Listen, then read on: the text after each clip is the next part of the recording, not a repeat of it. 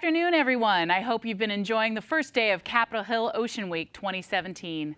I am your host, Kate Thompson, for Capitol Hill Ocean Talk. For many of us, the outdoors are a place of adventure and healing. We go to the beach to relax with our families and friends. We scuba dive to encounter new worlds. We hike, run, and surf to test our limits.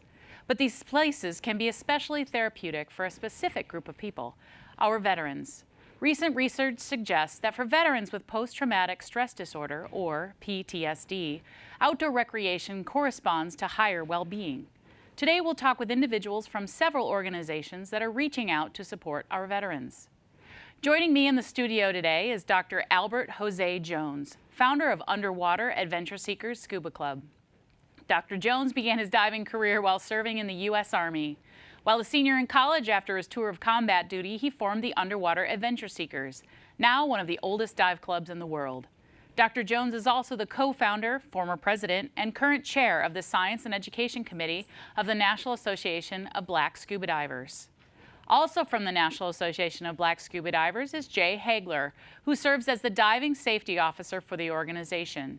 Jay is also certified as a NOAA scientific diver and is a lead instructor and a director with the Diving with the Purpose, a volunteer underwater archaeology program. We're also joined by Les Burke, founder of Junior Scientists in the Sea. Les served 33 years in the U.S. Navy, primarily as a diver. Today, he is a professional diving instructor and an adjunct professor at the University of Maryland, where he teaches for the scientific and academic diving programs.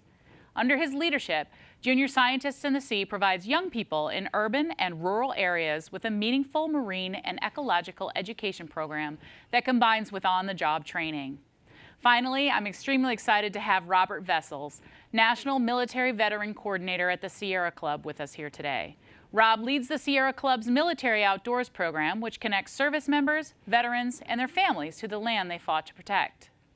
Before working with the Sierra Club, Rob served 5 years in the Army's 10th Mountain Division as an infantryman, during which time he deployed to both Iraq and Afghanistan.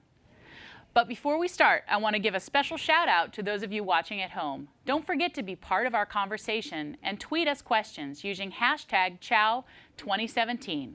We'll be answering your questions live on the show.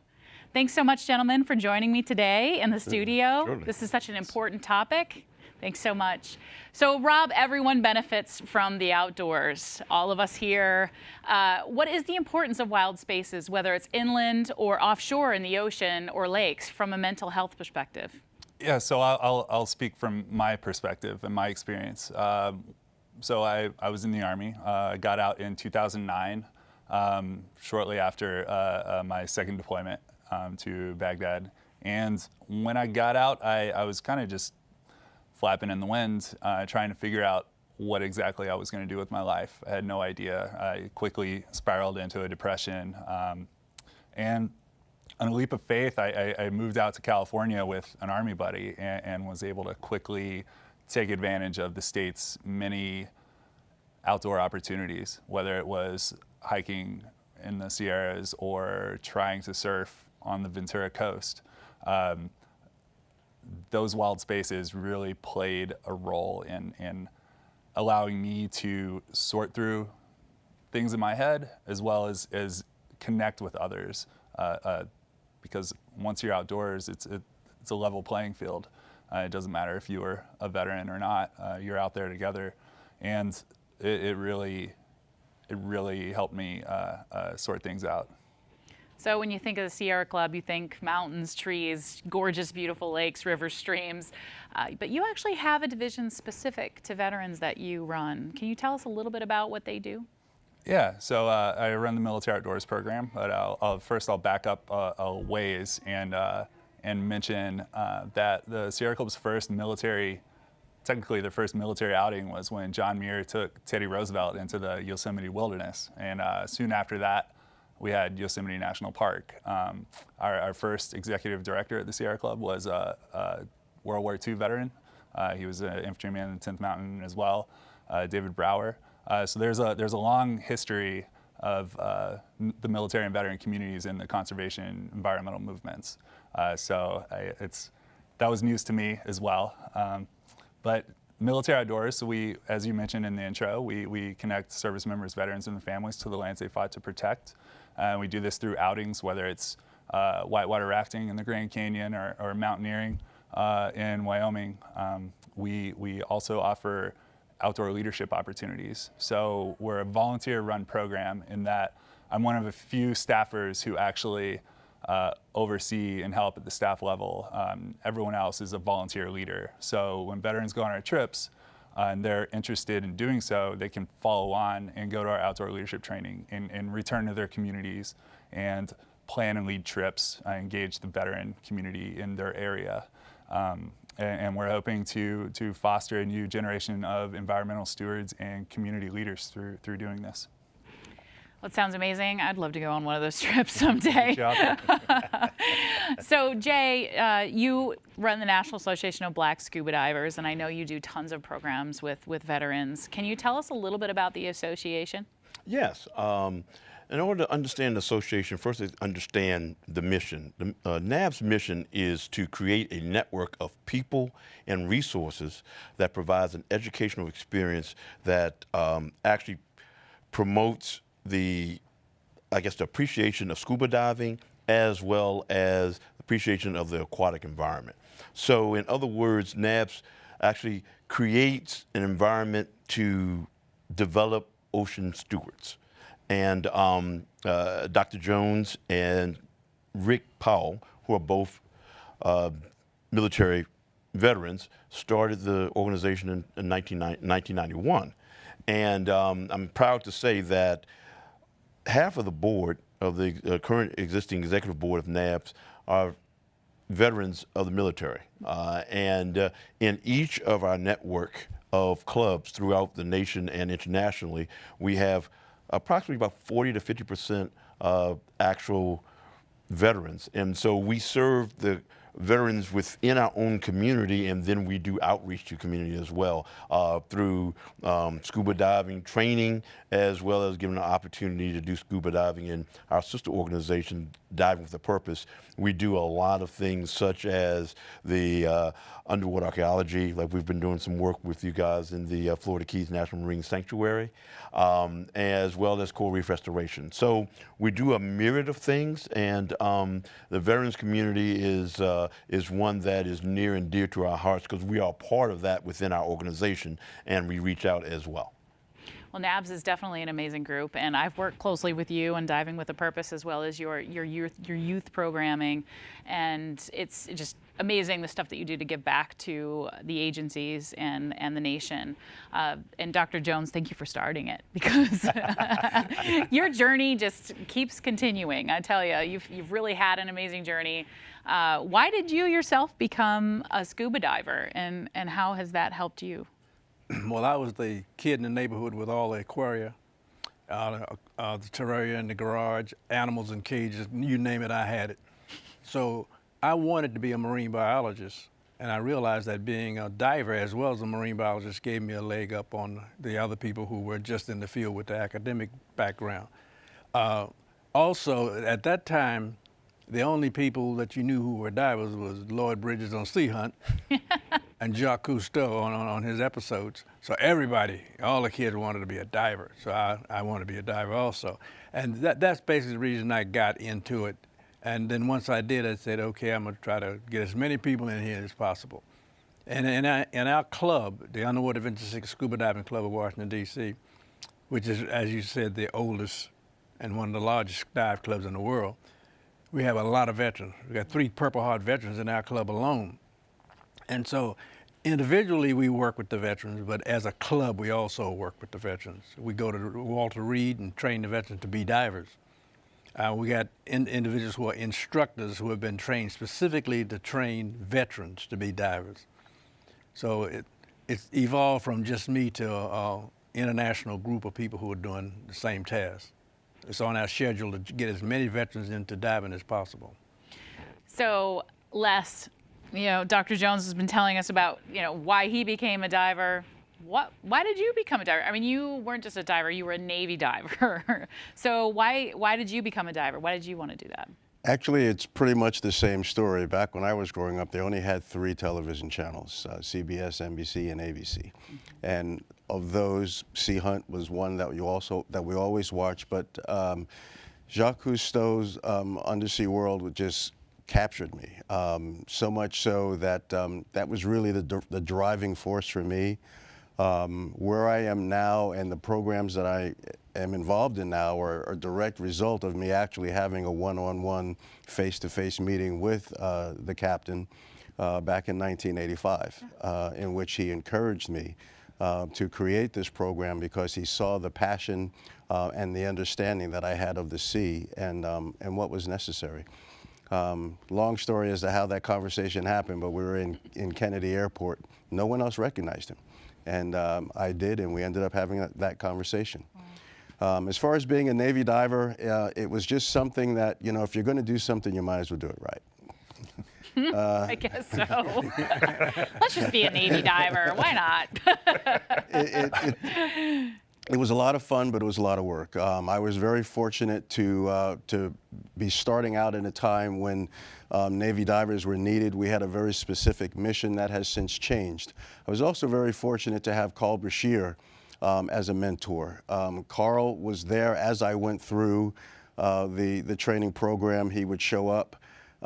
Interestingly, because I get that question a lot, you know, what was it like having Carl as a mentor? Well, at that time, Carl was just a guy. I mean, he was a presence. He had been through everything that I was going through, so he absolutely understood it. But I didn't see him then as anyone other than a person that was helping me along as I went. Was his guidance helpful? Absolutely. His message to me was, don't quit. You know, they can't kill you. And I'll tell you, I had that thought many times. When I had twin 72s on my back and we're just kicking, trying to stay up in the swimming pool, I'm thinking they're trying to kill me, you know. But I would just think back, you know, Carl said, just persevere, keep pushing. And I did. The training changed who I am. It molded me. Some people say that it made me harsh, but it made me a survivor. Surviving skills that have shown up many, many times in the ocean, but it also taught me that diving was something special because if it was easy, anyone could do it. So why do you feel it's especially important to work with veterans? First of all, I am a veteran, not only a military veteran, but a combat veteran. I have memories of being in places where rounds were flying. I myself was actually in a Humvee that was in Iraq that was blown up. My carrier, we're here in age because of that now. It was 6 months after coming back that I was able to actually drive under an overpass without watching going in and watching coming out.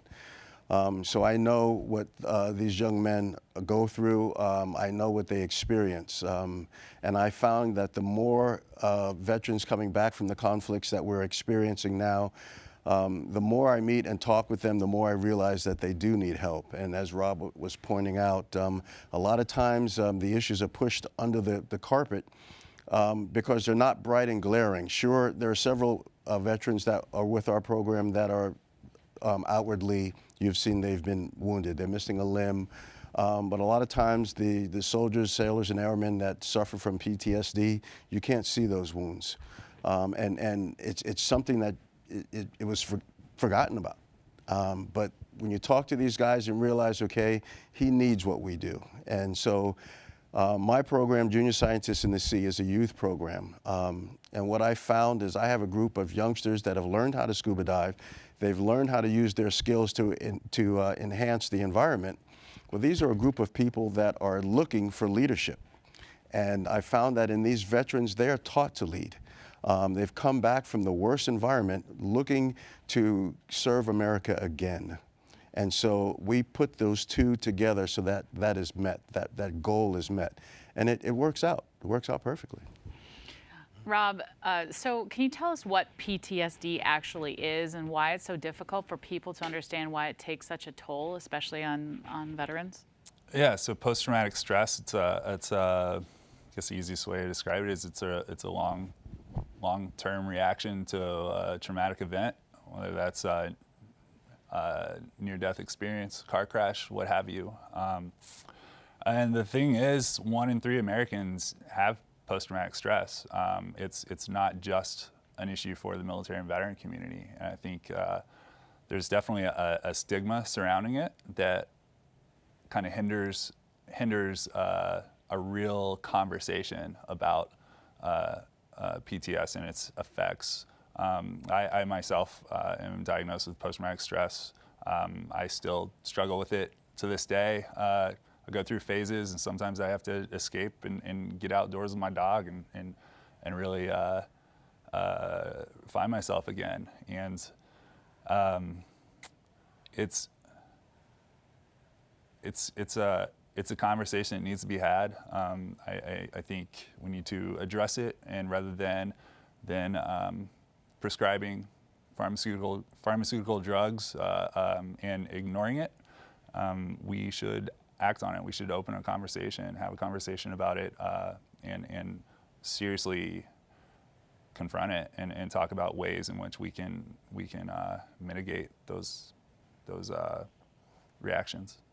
Last year, this topic's so important. Last year, we actually, on Oceans Live, we had a psychiatrist who actually prescribes the outdoors for people that have depression, for children that have ADHD, just to say, you know what, I'm not going to put you on drugs, but I am going to put you out of doors so you can find yourself again. So can you tell us a little bit, I know you're working in partnership with UC Berkeley's Greater Good Science Center and REI to do some physiological effect research. Can you tell us a little bit about that research? Yeah, so that partnership is the Great Outdoors Lab, and it started 3 years ago with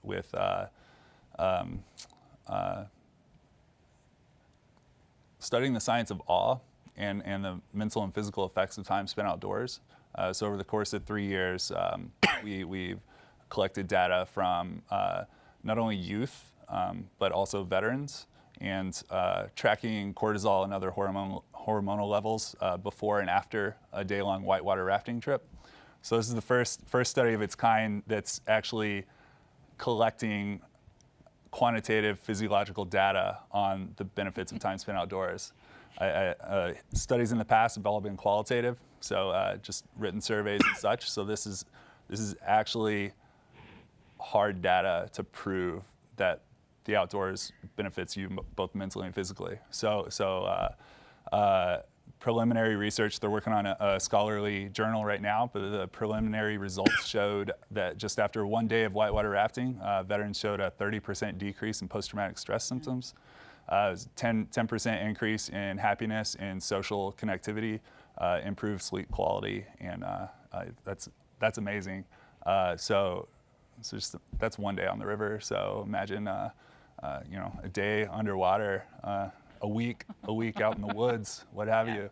It's exciting. Well, look at that clip. I was getting goosebumps. So I was like, my heart started pumping. I'm like, oh, I want to do that.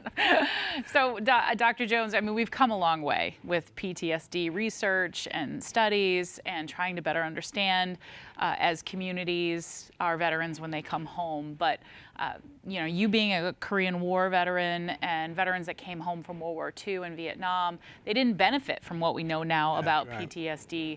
Can you tell us what it was like back then to come home from a war when your loved ones didn't understand, what you had experienced? There was basically no one to help you. It's not like it is now. People are very conscious of it, but they still sweep it under the rug because they don't want to be bothered with it. It's one of those, when they needed us, they wanted us. Now that they don't need us, they don't want us around attitude. So you basically went to the VA and got your medication, or you went to your private physician, one or the other, but you had no one to help you. Now, they claimed they were helping you, but they didn't understand it, for one thing. To be fair, they didn't understand what it was like. They just called it shell shock. Just put everything under one category, and that was it. If you were overseas in combat, as I was, and you did that, they thought you were just trying to get out of work, trying to get off the front line. So you didn't have any backup. You didn't have any help. They sort of isolated you, and if you did that in combat, they send you back to the rear sometime and just isolated you, and you just sat back there. Made it worse. You didn't have the help that you have now. You still don't have enough help. We have a gentleman in our club who is a Purple Heart veteran. He came back from Iraq, and when he got back, he was really in bad shape. Had it not been for the diving, I don't think he would have made it. And he tells me this all the time. But he started off diving and nice and quiet underwater, and he hung in there, became an instructor. He was so serious about it. He became an instructor teaching veterans how to dive. But it all started because one or two people in the dive club say, come on, stay with us, be with us, come on. One thing that bothers you in combat is not just the shooting, it's the noise. The noise never stopped, the shells never stop. And underwater is so quiet and peaceful, and you're away from all of that. So Les, how do you think we've done? Do you think we've come far as a society, or do you think we still have further to go?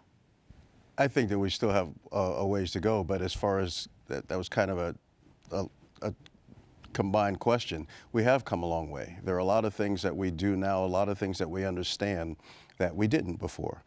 I believe that the effort is being made. Rob's organization and the fact that it even exists shows that there is thought that's put into this, and we're exploring all different avenues of how can we make this better. Vietnam veterans returning have to see the difference between when they came back and when veterans from Afghanistan, and Iraq. There's a huge difference. So I believe we as a society, we as a people, are trying much harder. So Rob, we've been talking about the environment and how it can help the veterans, but how can veterans help the environment? I know that there's been a lot of movements for veterans to get involved in conservation, stuff that's going on across the country. Can you tell us a little bit about how the military community is helping to support our environment?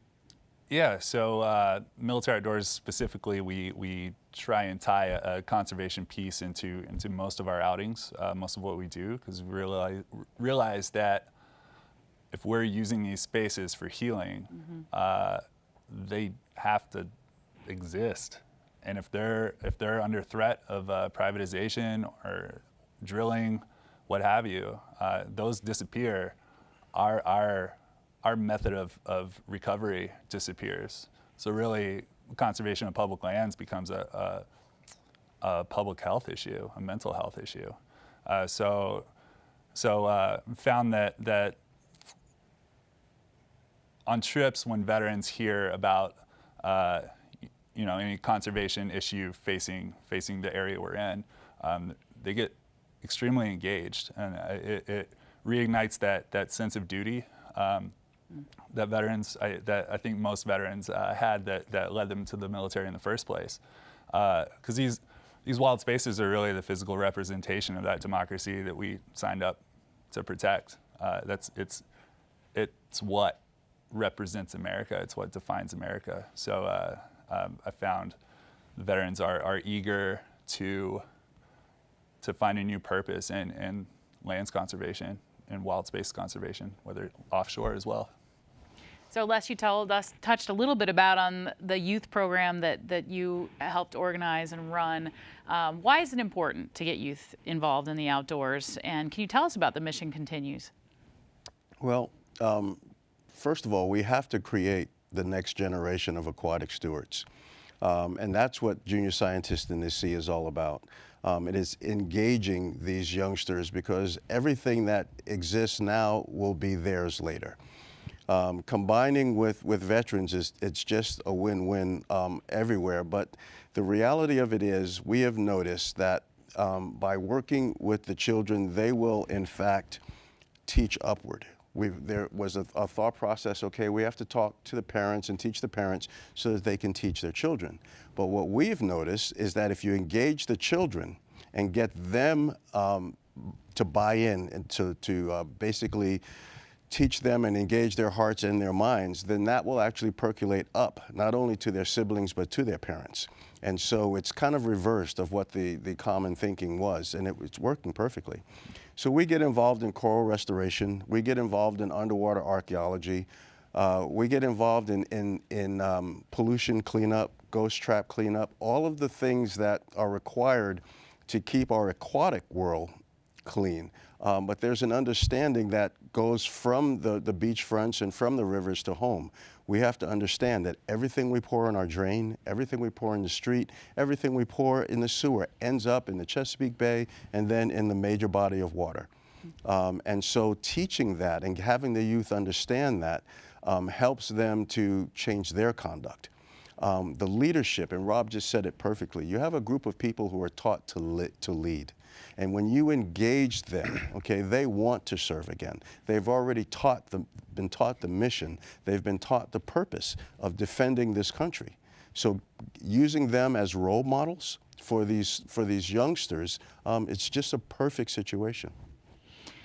So I'm going to ask each of you your favorite story, either of an aha moment teaching a veteran or taking them on a trip, or an aha moment for yourself, and you know, internally making it you feel better yourself. So Dr. Jones, I'm going to ask you yours. Boy. After all these dives in all these countries, it's hard to find You've one. been around, man. I would say working with a veteran who's an amputee, who is convinced that he can't do this because he doesn't have a leg, and they take them on that first dive and see that expression on their face when they come up and they realize, hey, I'm down here with everybody else. I'm just like Jacques. I'm swimming along with everybody else. And see that look of accomplishment. I think that's it. That's it. Okay. Jay. It was a moment, actually one of our members, Alex Colvin, an instructor, and here's what occurred. We were doing an open water class, and we were doing the certification dives, and it was a veteran that was in the class, and you could tell that he was nervous. You could tell that the anxiety, and it started to build. Alex actually went to him, talked to him, and then you watched his transformation from the discussion on land into the water. And you literally saw a different person in the water. And that was an aha moment for me because I saw the value of several things. Number one, veterans talking to veterans. Number two, then the aquatic environment and how important that aquatic environment is, especially when you get that person and that calming effect. And Rob had talked about that, and Les and Dr. Jones. It is that calming effect, giving to and receiving, and that was that aha moment for me. I should say that veteran was his platoon leader in Vietnam when both of them got wounded. So they had a bonding anyhow. Anyway, okay. So Alex brought him into the club after he had learned how to dive, and he thought that would help him. That's an amazing story. Both. Les. I have to smile. There's a video that's been playing, and one of the gentlemen in that video, if you look at it closely, is an amputee. And when I was working with him, I was walking around the pool, and he was actually on one side of the pool, and I tripped. And I turned around, and there was his leg. And I turned and looked at him, and he smiled, and it was just like it was nothing. And he said, I bet you never tripped over a guy's leg when he was on the other side of the room. And it was so funny, and everyone just laughed because it was accepted. And the fact that he was going to be there with the rest of us and do everything that we were doing. And as I said, somewhere in the video, there is footage of him. He's out there. He's measuring a shipwreck. He's doing everything that the rest of us are doing. Nice. Rob. Oh boy, I think the first thing that came to mind was one of the first trips I led a couple years ago when I first got to the Sierra Club. We took a group of 10 homeless veterans from a shelter in San Francisco, whitewater rafting out near Sacramento, and we were doing welcoming circles and getting to know each other. And I noticed there was an older gentleman who had kind of drifted away, and he was off on his own, and he didn't look too happy. And I didn't think anything of it. I was like, all right, he's just being grumpy. He he eventually reluctantly got on a boat when we pushed off. A little later, down the river, we see him dive in, and he's swimming the rapids. He's having a great time connecting with his fellow veterans.